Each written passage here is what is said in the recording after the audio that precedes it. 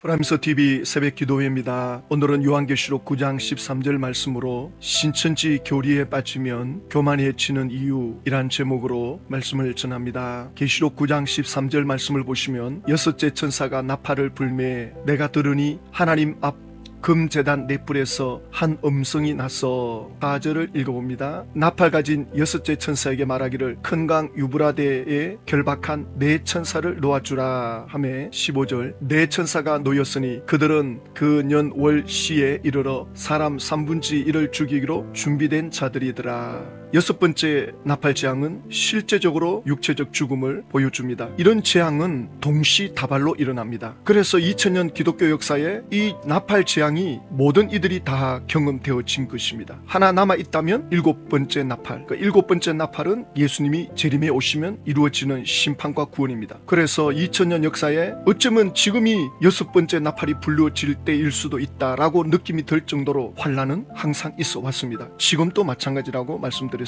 신천지는 이 나팔에 대한 실상을 말씀하고 있죠. 신천지 계시록 8장에서는 일곱 천사가 일곱 나팔을 받은 것은 이 나팔은 영적인 나팔이다. 그래서 천사가 들어서는 사람이 있다. 그러면 천사가 누구를 통해서 말하느냐 할 때 계시록 8장과 9장에서 나팔 부는 것은 요한계시록 6장 사건 다음에 배도한 선민이 이방 조직체인 구울산 바위 틈으로 쫓겨난 후라는 것이다. 자, 그러면서 이때 서임받는 나팔은 하나님의 말씀을 정간히 하나님께 인정받은 사람 하여 1장에서는 안수받은 대언의 육체가 있는 것이고 요한계시록 3장 4절에서는 합당하다 인정받고 예수님과 함께 다닌 흰옷 입은 자 몇 명이 있었고 계시록 6장 6절에 미란데 보리석 때 천사의 손에 들리워진 이 사람들이 누구냐? 계시록 3장 4절에 흰옷 입은 사람, 이 사람들이 장막 성전에서 신천지로 옮겨왔다는 거죠.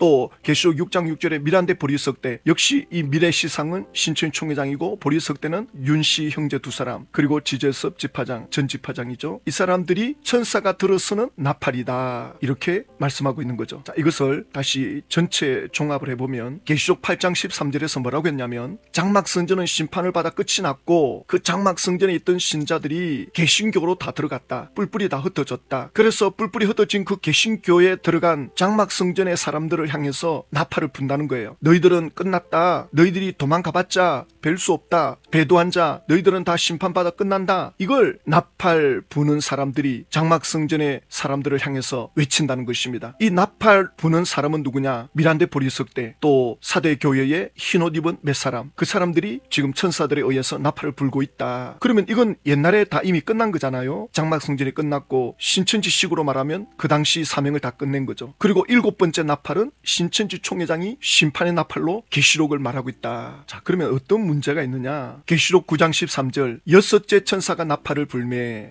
그럼 이 여섯 번째 나팔은 누구냐는 거예요. 장막 성전에서 나온 사람 몇 사람 중에 그 중에 한 사람이 지금 여섯 번째 나팔 역할을 하고 있거든요. 여기에 대한 실상을 말해줘야 될 것 아닙니까? 전혀 여기에 대한 설명이 없습니다. 신천지 총회장이 그걸 다 현장에서 보고 겪었다면서 첫 번째 천사는 누구 나팔이었고 두 번째 천사가 부는 나팔은 누구고 왜 이걸 말 못합니까? 그리고 금제단 넷불에서 한 음성이 나온다. 그 제단 뿔에서 나오는 음성, 하나님의 음성이 천사들에게 들려진다면 그러면 나팔 부는 사람도 들었을 것 아닙니까? 하나님의 음성을 들은 사람이 나와야 되잖아요. 실상이. 전혀 여기에 대한 설명이 없습니다. 그래서 시몬 집화장이 신천지 계시록 9장을 온라인에서 강의를 하는데 13절을 전혀 설명 없이 넘어갑니다. 시간이 부족해서 설명을 안 하는 건지 도대체 무슨 연고인지 설명이 없습니다. 신천지 총회장이 요한 계시록 실상 그 책에도 여기에 대한 설명이 없어요.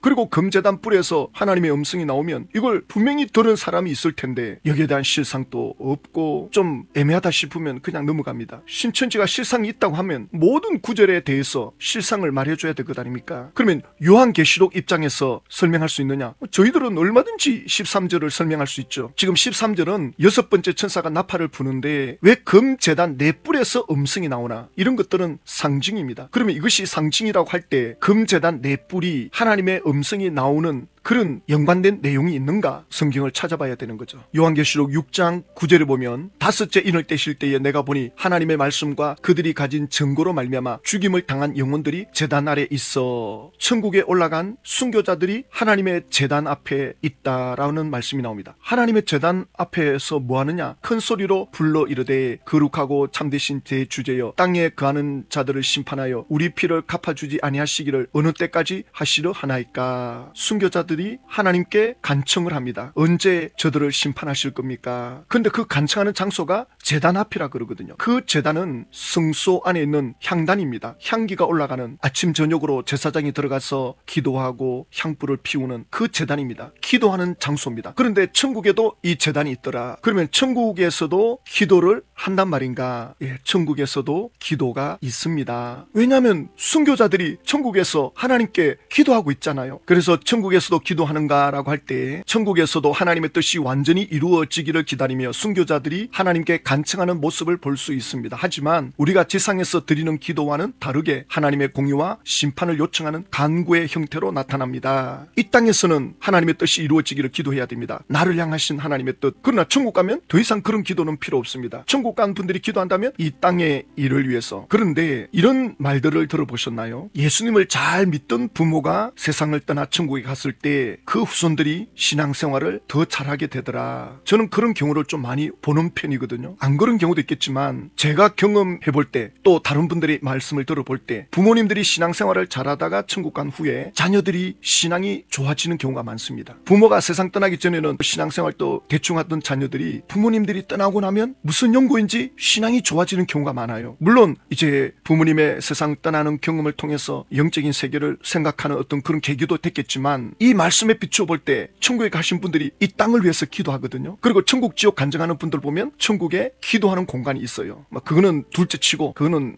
성경보다 앞설 수는 없지만 그러나 지금 성경에서는 순교자들이 천국에서 기도하잖아요. 이게 실제니까. 그러면 순교자만 기도합니까? 하나님의 보좌 앞에 나아가서 누구든지 다 간청할 수 있죠. 그래서 그런지 신앙생활 잘하다가 천국 가신 분들의 자녀들이 신앙생활이 좋아지는 경우가 많더라. 그래서 저는 그 간증들이 일리가 있다. 저는 그렇게 생각합니다. 계시록 8장에 가면 이제 또 천사들이 기도를 가지고 하나님께 올라갑니다. 계시록 8장의 3절에 또 다른 천사가 와서 제단 곁에 서서 금 향료를 가지고 많은 향을 받았으니 천사들이 이 땅의 성도들이 기도하는 그 기도의 내용을 금 향료에 받아가지고 향기처럼 하나님 보좌 앞으로 갖고 올라갑니다. 이는 모든 성도의 기도와 합하여 보좌 앞 금 제단에 드리고자 함이라. 그 기도의 향연이 성도들의 기도와 함께 천사의 손으로부터 하나님 앞으로 올라가는지라. 계시록 8장 5절에 천사가 향료를 가지고 제단에 불을 담아다가 땅의 소돔에 우레와 음성과 번개와 지진이 나더라. 그러면서 계시록 8장에 나팔 재앙. 그런데 지금 6번째 나팔 재앙이 일어나기 전에 역시 또 이 금제단 넷불에서 하나님의 음성이 나옵니다. 그러니까 이 나팔 재앙이 왜 시작됐는가라고 할 때 계시록 6장의 순교자들의 간청, 계시록 8장에서 성도들의 간절한 기도, 이걸 통해서 재앙이 이루어지고 있다. 이 재앙은 이 땅에 내려지는 재앙인데 회개하지 아니하면 심판이 되는 거거든요. 이것이 기도의 결과로 이루어지고 있다. 기도로 인해서 하나님이 행하고 계신다라고 하는 것을 볼 수가 있는 거죠. 그래서 이 말씀을 이제 적용으로 해보면 우리에게 어떤 교훈이 있는가 할 때 우리는 기도할 때 인내하며 하나님의 응답을 기다려야 합니다. 순교자들이 어느 때까지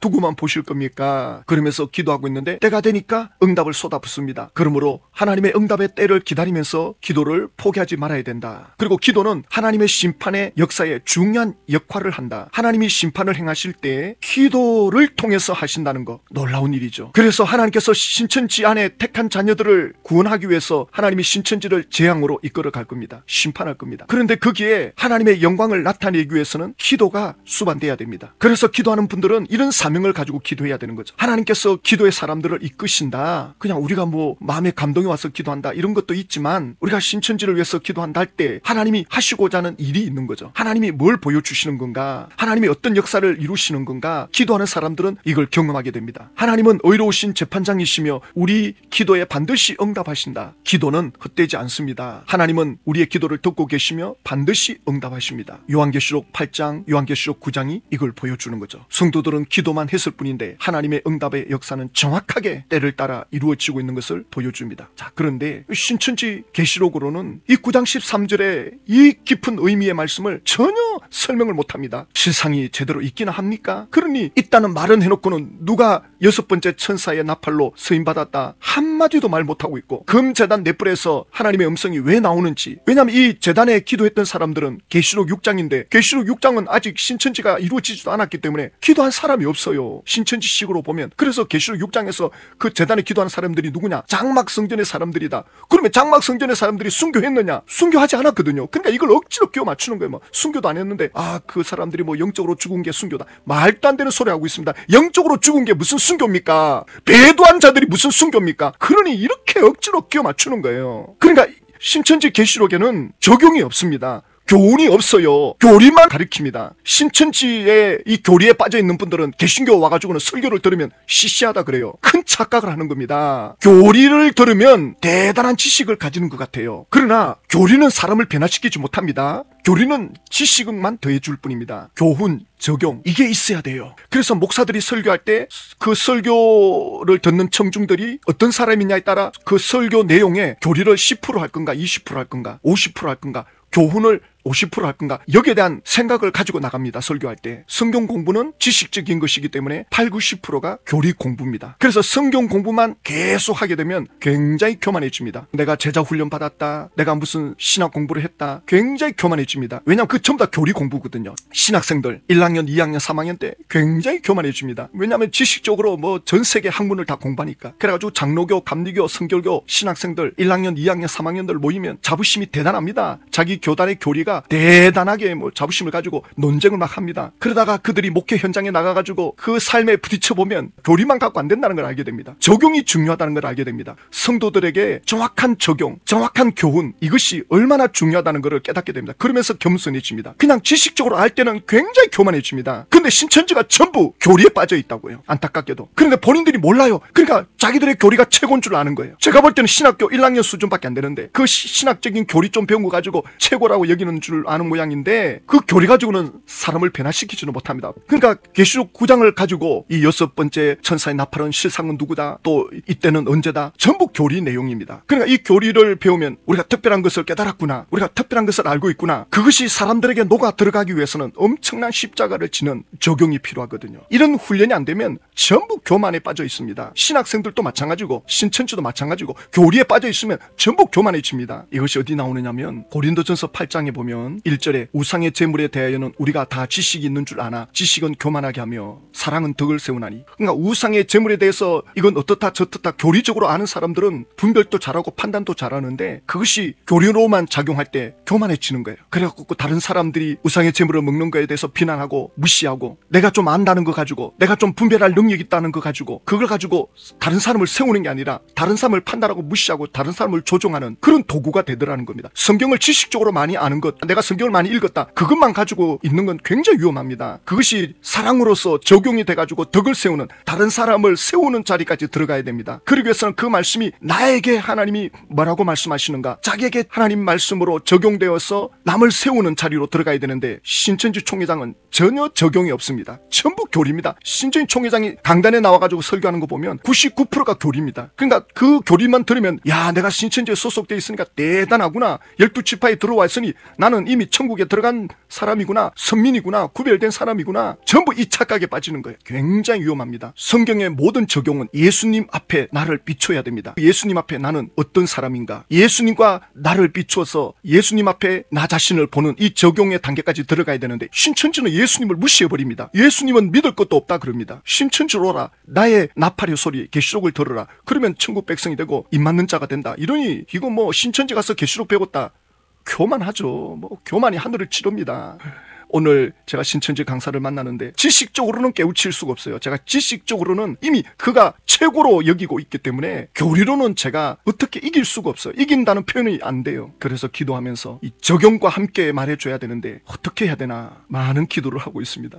이게 쉽지가 않습니다. 정말 어렵습니다. 신천지는 계시록 18장, 19장, 20장 이거 전부 교리입니다. 여기에 전부 사람들이 세뇌되어 있습니다. 그러니 이때만 바라보면 전부 교만에 빠져 있는 거죠. 조금만 기다려라. 곧 이루어지면 우리는 끝장난다. 너희들은 끝이다. 이런 생각을 가지고 있습니다. 신천지에 세뇌되어 있는 분들이. 성경은 그것이 계시록을 가감하는 거고 그건 재앙의 길로 가는 겁니다. 신천지 총회장이 이걸 이루지 못하고 사망했을 때 그 신천지 안에 있는 분들이 내가 잘못 배웠구나. 그러면 그 사람은 희망이 있습니다. 그런데 아니야, 내가 배운 거 잘못 안 있어. 이 성경이 잘못됐을 거야. 아마 또 다른 실상이 있을 거야. 자기 그 고집을 내려놓지 못하면 비참해집니다. 정말 인생 비참해집니다. 마태복음 25장에 예수님께서 왼편에 있는 사람들, 염소 편에 있는 사람들에게 마귀들이 있는 저 영원한 불에 들어가라. 염소 편에 있는 사람들은 똑같이 실천을 했어요. 양과 똑같은 행동을 했는데 뭐가 빠져 있느냐? 사랑이 빠져 있습니다. 사랑이 없는 신앙생활을 한 것이 염소 편에 있는 사람들이거든요. 똑같이 신앙생활을 했다 그래요. 우리도 했습니다. 예수님, 우리가 언제 예수님 무시했습니까? 예수님이 작은 자에게 하지 않은 것이 내게 하지 않은 거다 이렇게 말씀하거든요. 그러니까 이들의 신앙생활은 전부 자기 교만에 의해서 한 겁니다. 그래서 신천지 총회장을 보면 하나씩 따져보면 사랑이 없습니다. 아주 이기적이고 자기 욕심적입니다. 남의 가정을 깨트리고 남의 인생을 저렇게 짓밟고 이건 있을 수가 없는 일입니다. 하나님의 사람으로서 할 수 있는 일이 아니에요. 그래서 우리는 신천지가 무너졌을 때 이들이 깨닫고 예수님께로 돌이키도록 그 안에 택한 자녀들이 끝까지 거기에 미혹받지 않도록 우리는 기도해야 됩니다. 그리고 만나는 이들에게 진정한 그리스도의 복음을 전해줘야 됩니다. 하나님 아버지, 신천지 계시록은 교리로 사람을 교만하게 만드는 내용이라는 것을 저들은 모르고 있습니다. 기도에 사람들이 일어나고 말씀에 사람들이 일어나서 이 신천지의 계시록을 막을 수 있게 하여 주시옵소서. 예수님의 이름으로